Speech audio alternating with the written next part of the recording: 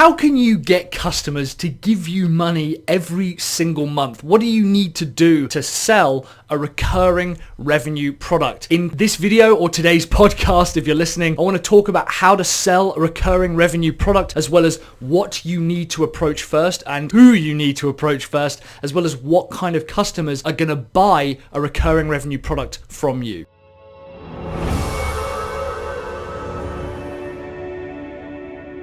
Hey guys, Mike here from Sell Your Service. Thanks very much for joining me. This is actually part 4, I think, of a series of 6 that I'm doing on celebrating the recurring revenue retreat, talking about recurring revenue, building a recurring revenue product, pricing recurring revenue products. In August of 2019, I'm going to be on stage with Mike Michalowicz, Christina Romero, Robert Simmons, Matt Rodella, Cliff Almeida, and of course Mike Michalowicz talking about recurring revenue. It's in Orlando. I've got some links down below, so go ahead and check that out. In the meantime, let's talk about selling a recurring revenue product to your customers. So maybe you've got an idea of creating a recurring revenue product. You've got your price because you've watched my pricing video. You've got the product in general. You've got an understanding of what it's going to be. You know how you're going to deliver it at scale. But now you need to think, well, how on earth am I going to sell this? So I've also got another video coming out if you're watching this kind of as it's gone, or if you're watching this in the future. We've already got this kind of out there already on how to build a recurring revenue funnel. But today I want to talk about selling the concept of a recurring revenue product. There's a misconception that selling a product for recurring revenue or for repeat income is harder than a one-off product. And in our own mind, we might think that, yeah, if I buy a car, I'd rather just spend, $5,000 on the car as a one-off as opposed to paying whatever it is, 100 quid or 200 quid every month for the next 3 years or something. And I can understand that thinking. However, a lot of businesses are happy, and these are your customers, happy buying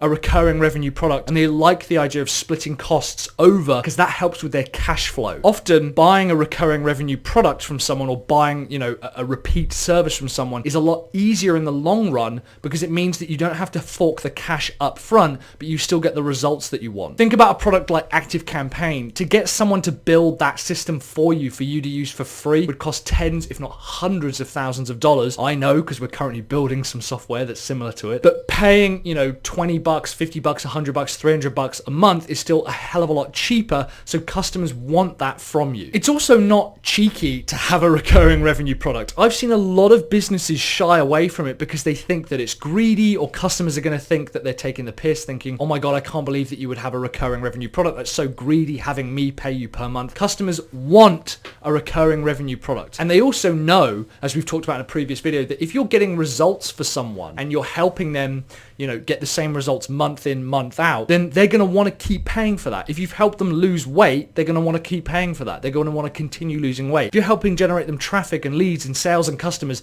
they're going to want that. If you're helping them get more time back per month, they're going to want that. So here's how we sell a recurring revenue product. It's about transitioning the idea of what we're going to deliver to the customer to what they're going to want to buy. And those are often two very, very different things. If I just listed out the gym equipment inside a gym and then said, hey, we've got access to all of these machines, that's not what is going to sell that to the customer. The selling to the customer comes from this emotional engagement, this almost illogical engagement with feeling better, feeling healthier, lower cholesterol, losing weight, more energy, being more attractive to the opposite sex. That's what they're buying, right? That's what they want. And we need to make that transition between the two. So first of all, I want you to list all the features that you deliver, the things that you know that you're going to deliver to the customer. And you can get as granular as you want. It doesn't really matter. The idea is that we want to get into some level of detail about what it is that you're delivering. And it might be that you think, well, for every single month, we're going to write 4 new sales emails for you. We're going to upload them to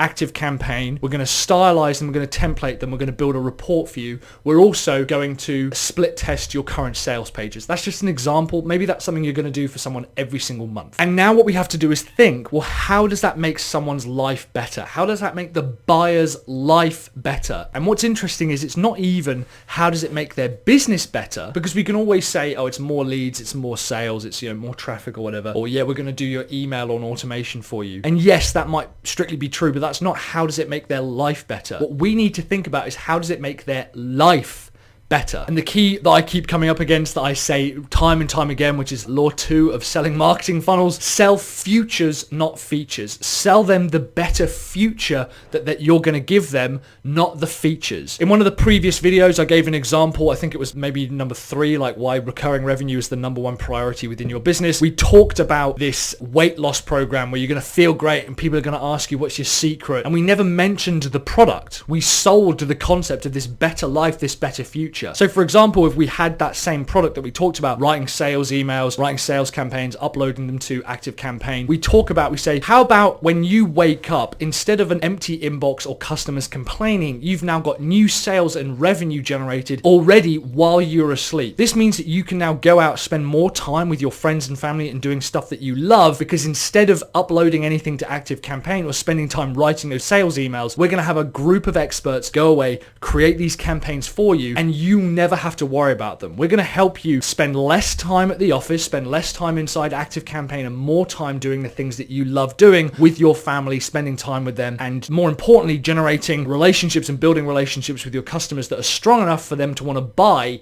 even when you're not selling to them face to face. We could even take this further, right? So this is why I like this exercise. What if you had a salesperson that worked 24 hours a day, and when you wake up, you've got sales in your inbox that you haven't touched and had a conversation with, but you know they've bought from you. You've built enough of a relationship with your customer for them to buy without having to have a salesperson. Think how much money you'd save on commission, and more importantly, think how much of your time you've saved. How about this? Even with a 24-hour salesperson like that, you actually didn't leave the office that late. You left around 3 o'clock so that you could go pick your kids up from school as well as go out for dinner with them, and you didn't check your emails once because you knew that when you would wake up today, you'd have new sales in your inbox. Now that is a future that someone will buy. That is how you sell a recurring revenue product based around sales. So list out those features that you're going to deliver, and then think about, how does their life, how does 6 a.m. when they wake up to 11 p.m. when they go to sleep feel? How do they feel? What are their emotions? What do they experience? What's their status? All of a sudden, you're going from overworked business owner to parent of the year because you get to pick your kids up from school and you know that you're making money while you're watching their school play or something like that. Think about their day-to-day life. One of my customers, for example, I'm like, okay, well, how about if you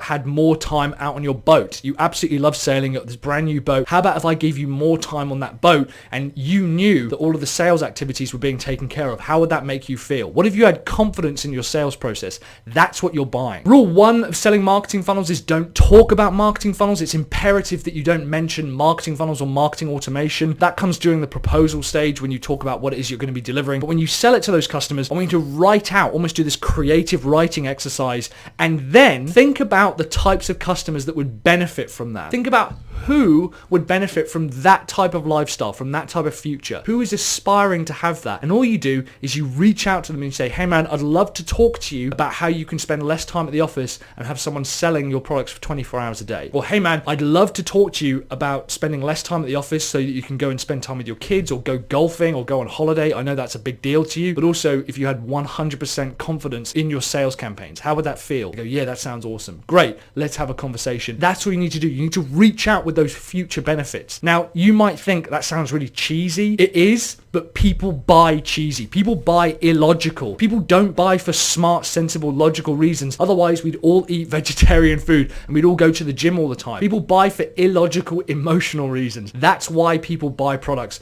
and that's the message you need to put in front of them. If I said, hey, we've got a 4-part sales campaign where we write your emails for, yes, some people might be interested in that. They might understand it, but it's not selling it to them. The selling part, as I've talked about before, is about service. It's service to your audience. What type of future do you deliver to your customers? Let me know in the comments below. I'd love to see the kind of future that you deliver to your customers and to your audience. Thanks very much for watching or listening, guys. Like I said, this is part 4, I believe, of a special 6-part series on recurring revenue, building recurring revenue within your business, selling recurring revenue products to your customers. In the meantime, thank you so much for watching or listening. I'll see you on the next video. I've actually got a couple of videos here about the recurring revenue products. I've got my customer product matrix up here talking about where to find recurring revenue within your business, as well as how to place it within a customer's business. And underneath here, I've got my playlist on the recurring revenue series celebrating the recurring revenue retreat coming up in August. If you're going to be there, let me know in the comments below. I'll see you on the next video. Keep building those funnels.